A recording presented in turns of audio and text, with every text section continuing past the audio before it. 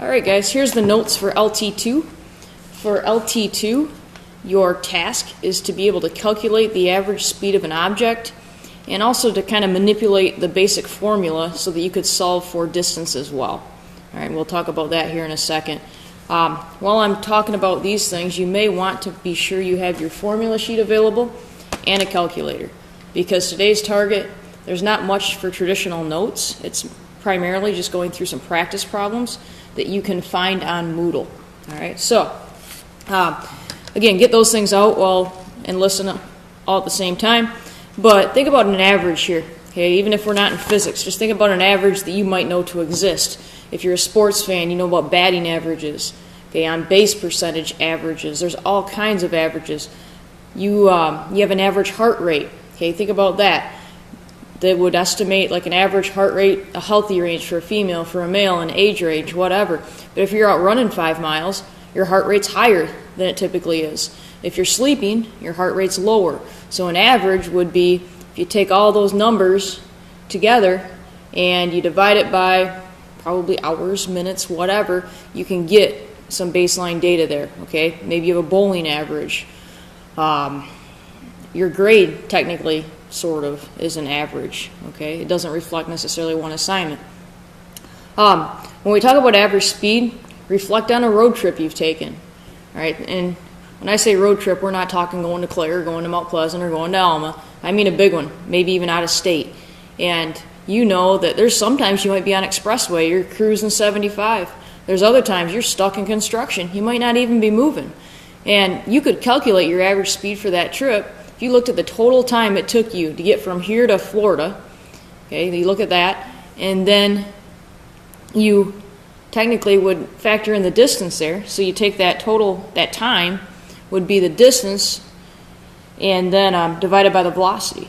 All right, so there is multiple ways we'll use this, but when you type, you know, wherever you want to go into your iPhone or into your Droid, I don't want to discriminate here, okay, whatever device you might have, and Google Maps tells you when you're going to arrive, they're looking for an average speed, okay, and so that's what we're going to talk about here today.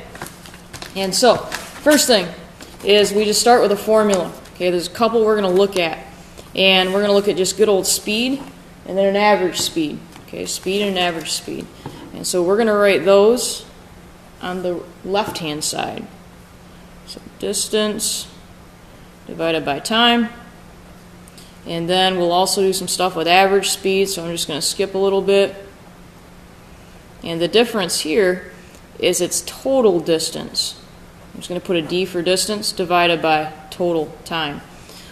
Sometimes with these type of problems, what I'm seeing where people make the mistakes, if you have more than one distances or more than one times, you need to add them first before you do divide.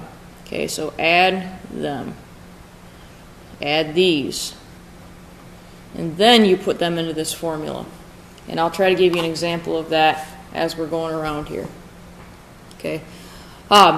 Speed, a lot of times we're just going to write it as a V. I know there's a difference between velocity and speed. It's one of those things where in physics a lot of times you just use the two interchangeably. So the speed is distance divided by time. Okay, think about units. Well, meters could be your unit for distance, and time could be in seconds, so meters per second. Maybe miles per hour, maybe kilometers per hour. Okay, there's all kinds of potentials here for the units you're going to see.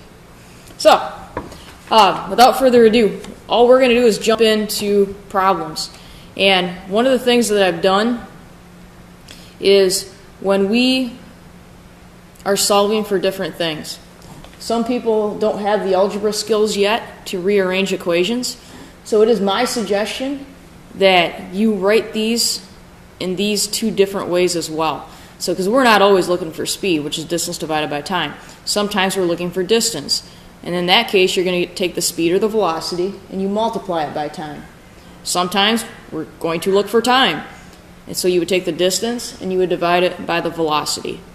Remember, these blue sheets can go to testing stations with you. This is your legal cheat sheet. Okay, teacher endorsed cheat sheet for these LTs.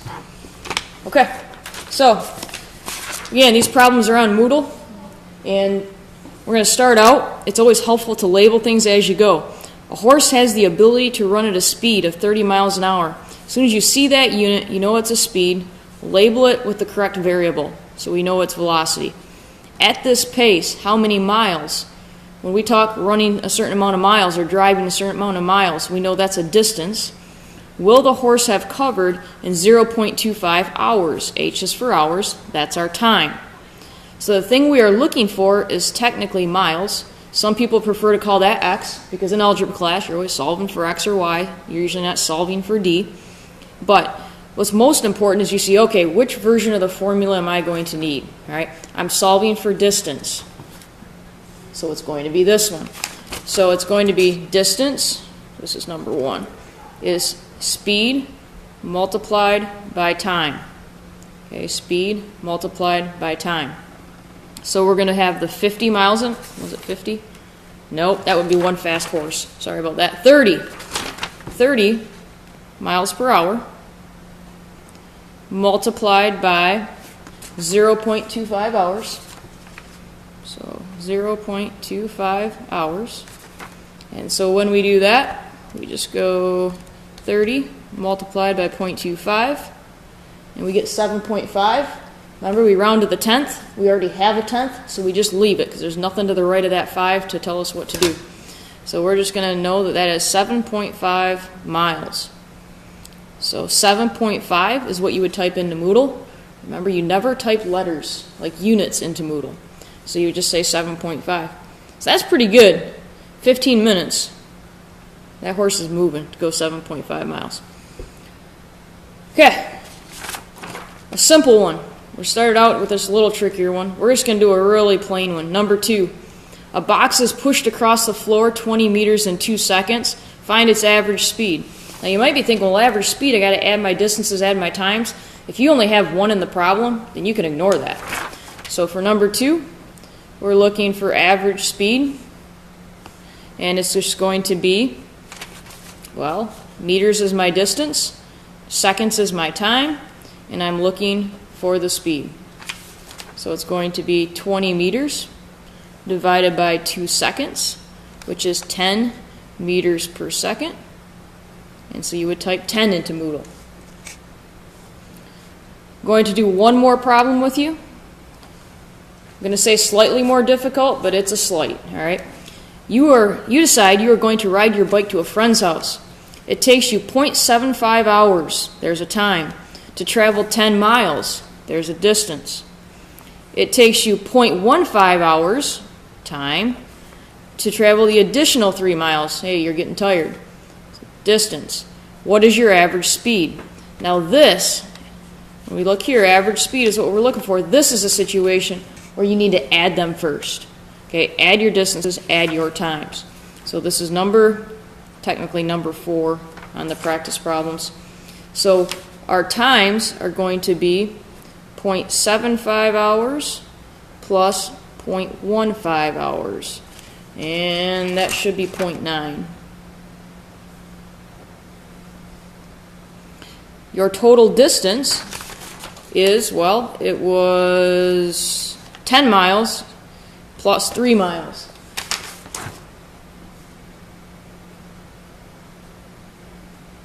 (13 miles).